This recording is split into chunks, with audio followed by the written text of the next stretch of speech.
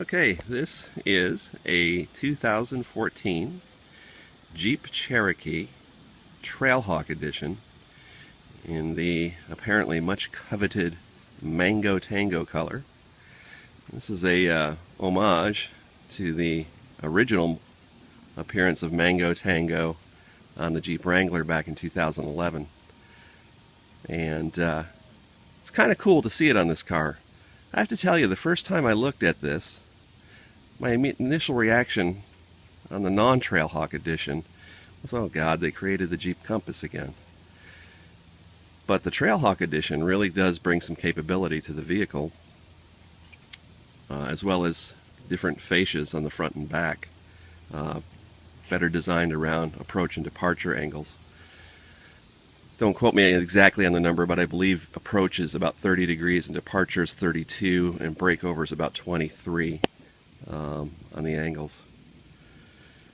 But the black accents with the Mango Tango color really pop nicely. The vehicle I had before this was a Wrangler with the gecko green, and I kind of decked it all out in black trim, and that just looked awesome. So I guess I have a penchant for colors. But with this Trailhawk edition, it has good pulling power. This does have the 3.2 liter, so I can pull up to 4,500 pounds, which is great for a boat or, you know, a small camper or utility trailer, whatever it is you would really like to pull. And the front and rear red tow hooks are rated for up to 8,000 pounds, which makes them a for real deal. Down in the front, this little camera lens here is used for the automatic lane departure and adaptive cruise control that comes on it, which allows you to set your cruise control at a specific speed, and then it will maintain a safe distance between you and the person in front of you. So if they slow down, your vehicle will slow down with it. And as you can see, it is trail rated, which means it can take on the Rubicon. Part of the package with the Trailhawk is some beefier suspension, beefier tires, the Active Drive 2 four-wheel drive system, which we'll show you inside here how that's a little bit different with this. Here you've got 4 low, and here's the difference, a rear locking capability for climbing on rock. And this little button here, which you would activate, I guess, with a push pin or something, allows you to put the entire system into neutral. So if you needed to flat tow, for example, behind an RV, you can do that with the Active Drive 2 system here in the Jeep Cherokee. Kind of typical Chrysler layout. I mean, if you look at the door buttons, I mean, this is very typical. You'd find in almost any Chrysler vehicle these days. We have a Town and Country minivan that has the exact same setup. But one thing that is nice is the seats in this thing, which are leather but are incredibly soft and comfortable. And it does have a lumbar support here, and it is without a doubt the most comfortable car seat I've ever had the opportunity to drive or ride in. And then this is the 8.4 nav system and entertainment system. It has some cool features on it. In addition to satellite radio, you also have the ability to control by the screen all of your heater controls and things of that nature. But you also have a new thing called Uconnect via mobile apps, which is things like Pandora, iHeartRadio, AHA, and that uses the data connection of your smartphone to access these apps and bring them up on the screen and kind of give you an interactive in-car experience that does not require you to push buttons, although you could if you wanted to.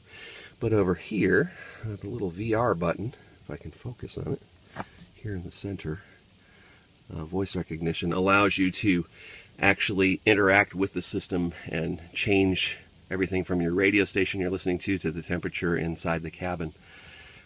Another neat thing Chrysler has now, or Jeep, is the assist button up here on the mirror. I know I'm trying trying to focus, but it doesn't seem to want to do that for me.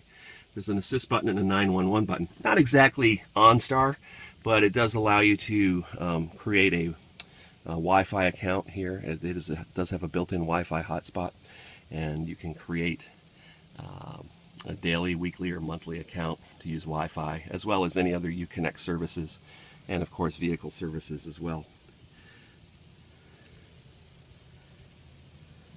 The overall build and quality feel of this is outstanding. I mean, I love things, especially on the Trailhawk, like the red stitching on the seats and such. And of course, the embroidery here is all stitched in really nice quality, good build feel, I guess. Let me unlock the back doors here. And of course, like anything else, it has all kinds of electronic doodads on it. It's highly programmable and configurable to whatever you like. The rear seat here, we have a 5-year-old, so that's why we have the booster, but we also have fold-down cup holders here. Rear heat and AC here.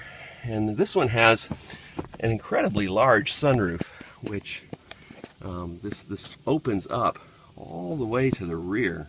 So when you're riding in the back and the shade is open, you get a really enormous sense of openness in the back. It doesn't feel claustrophobic at all. Not that it does when you're in it anyway. But that sense of openness really is kind of cool. And then back here,